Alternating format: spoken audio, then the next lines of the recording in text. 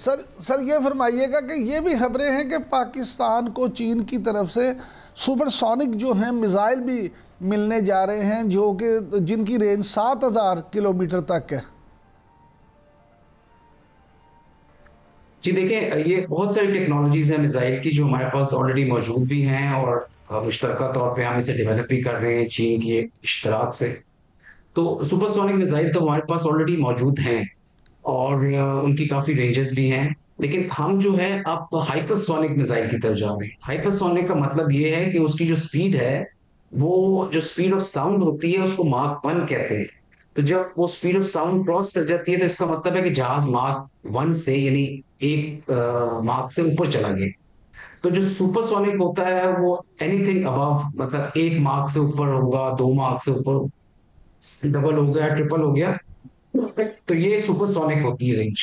जो hypersonic range है उसका मतलब है कि वो 6 गुना स्पीड ऑफ साउंड, यानी कि 6 मार्क से भी ज्यादा वो स्पीड पे जाता है। तो वो वाले मिसाइल हम लेना चाह रहे हैं। उनका फायदा ये होता है कि उसमें स्पीड इतनी ज्यादा होती है कि वो जो जिसको वो टारगेट कर रहे होते हैं उसको इतना रिएक्शन का टाइम नहीं मिलता। और इसी तरह जो रडार जो उसे पिक कर रहा होता है उसको भी अंदाजा नहीं होता कि ये मिसाइल, ये मतलब वो टाइम एंड स्पेस में उसको एक किस्म का उसको अंदाजा नहीं लगा सकता, और उसको इवेड नहीं कर सकता, उससे बच नहीं सकता। तो वो इस तरह के मिसाइल जो हैं अब चाइना तो डेवलप कर चुका है, और इश्तराक से पाकिस्तान भी कर रहा है, और इंशाल्लाह ताला कुछ ही अरसे में पाकिस्तान को ये मिल जाएंगे मिसाइल। तो ये हाइपरसोनिक मिसाइल होते हैं जिनकी 6 गुना आवाज की स्पीड से 6 गुना ज्यादा होती है। अच्छा सर, ये फरमाइएगा कि क्या आप समझते हैं कि वर्ल्ड ऑर्डर जो है वो एक बार फिर तब्दील हो रहा है, और जो अमेरिका हमेशा वर्ल्ड ऑर्डर जारी करता था अब ऐसा नहीं है, बल्कि चीन जो है वो अमेरिका के सामने इस तरह से खड़ा है कि आलमी सतह पर उसको अमेरिका हर तरह से अमेरिका का मुकाबला करने के लिए तैयार है, बल्कि उससे एक कदम आगे जा रहा है। जी बिल्कुल, चीन जो है उसमें वो तमाम सलाहियतें मौजूद हैं इस वक्त जो कि किसी भी एक ग्लोबल पावर में होनी चाहिए। अमेरिका बहुत बड़ी पावर है, इसमें कोई शक नहीं, और उसकी इकोनॉमी जो है 30 ट्रिलियन से भी ज्यादा है, जबकि चीन की तकरीबन 18 ट्रिलियन है। तो उस लिहाज से वो भी एक बहुत बड़ी इस वक्त, मतलब अगर कंसिडर किया जाए तो सोल सुपर पावर जिसे कहते हैं वो है। लेकिन चाइना उसके बहुत क्लोज और बड़ी तेजी से क्लोज हो रहा है। अमेरिका का जो वर्ल्ड ऑर्डर था वो डेफिनेटली चेंज हो रहा है। हमें अमेरिका ये चाहता है कि जो एशिया है उसमें जो है वो चीन की सबकत ना हो, और चीन का जो जो इमर्जिंग चीन की जो एक ग्लोबल प्रेजेंस है, चीन ये चाहता है कि अमेरिका यूनिपोलर वर्ल्ड ना क्रिएट करे। और डेफिनेटली अमेरिका ये चाहता है कि यूनिपोलर जो है वो एशिया में चीन की पावर ना हो, जिसकी वजह से वो भारत के थ्रू उसको बैलेंस करने की कोशिश करे। जबकि उसमें रशिया की भी मौजूदगी है, और रशिया भी काफी हद तक चीन के साथ उसके ताल्लुकात बेहतर हैं। तो ये आप जरूर कह सकते हैं कि स्पेशली जो ये रीजन है हमारा एशिया वाला रीजन, इसमें चीन जो है वो काफी सबकत लेके जा चुका है। वो बड़ा मुश्किल होगा अमेरिका के लिए कि वो उसकी बैलेंसिंग करे इंडिया के थ्रू। बल्कि मेरा ख्याल में इसमें इंडिया का नुकसान बहुत ज्यादा है, और उसको बैलेंसिंग वाला एलिमेंट वो कर नहीं सकता। चाहे वो इकोनॉमी हो, चाहे वो डिप्लोमेसी हो, चाहे वो रीजनल प्रेजेंस हो, कनेक्टिविटी हो, ट्रेड हो, और वॉल्यूम ऑफ जो प्रेजेंस है चीन की दुनिया के मुख्तलिफ ममालिक में, और जो उसकी एक्सेस है मिनरल्स पे और एनर्जी पे, और जिस तरह के उसके इंफ्रास्ट्रक्चर है, वो किसी तरह से भी जो भारत है वो उसके करीब नहीं आ सकता। तो ये चीज मेरा ख्याल में अमेरिका को भी अंदाजा हो रहा है आहिस्ता आहिस्ता, जिसकी वजह से थोड़ी फ्रस्ट्रेशन वाला एलिमेंट नजर आता है। और यूनिपोलर जो एक वर्ल्ड थी वो डेफिनेटली मल्टीपोलर की तरफ चेंज हो रही है, चीन के और रशिया के इश्तराक की वजह से, और चीन की अपनी टेक्नोलॉजी, स्पेशली जो आर्टिफिशियल इंटेलिजेंस है, जिसे कहते हैं कि who is going to rule artificial intelligence is going to rule the world.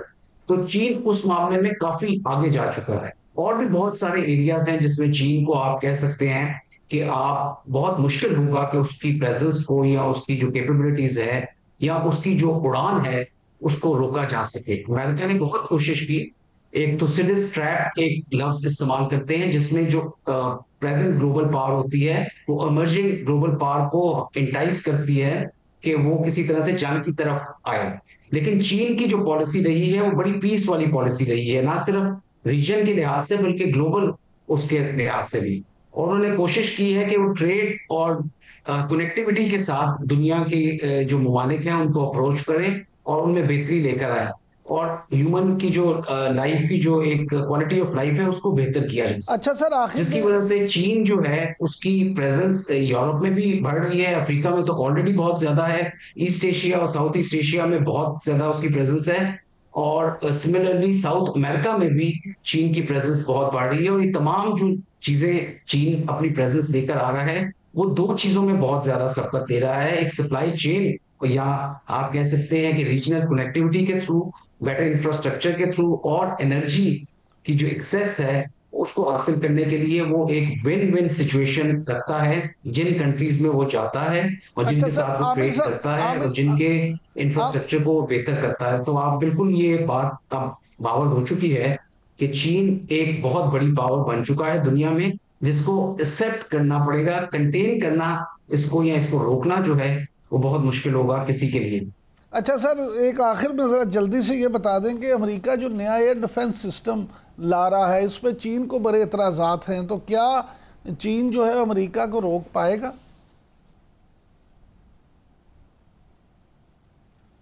Ji, America जो है वो एक जो अभी आपको पता चला होगा जिसे गोल्डन डोम कहते हैं, ये ट्रम्प ने एक नई पेशकश की है। इसमें बहुत सारा स्पेस का अमल दखल है, और एक किस्म की चीन को जो इतराज है वो ये है कि एक स्पेस वॉर शुरू हो जाएगी और स्पेस जो है वो वेपनाइज हो जाएगी।